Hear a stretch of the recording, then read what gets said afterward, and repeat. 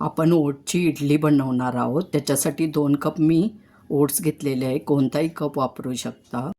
2 cup रवा घालायचा आहे. जाड बारीक कोणताही रवा वापरू शकता.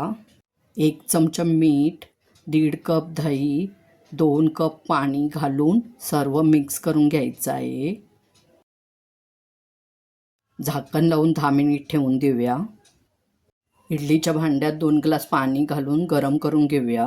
10 मिनिट झालेले आहेत. ओट्स आणि रवा छान भिजलेला आहे. मी 1 चमचा मीठ टाकलेलं, आता परत अर्धा चमचा मीठ आणि पाव कप पाणी घालणार आहे.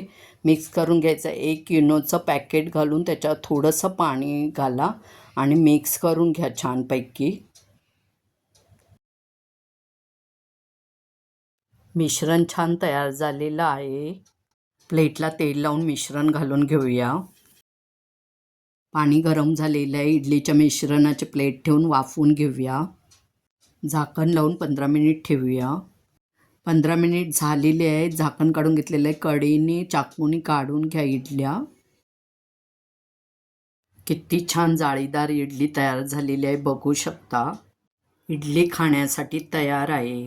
सांबार घालून सर्व करा. सांबारचा पण व्हिडिओ टाकलेला आहे, बघू शकता. छान झालेला आहे.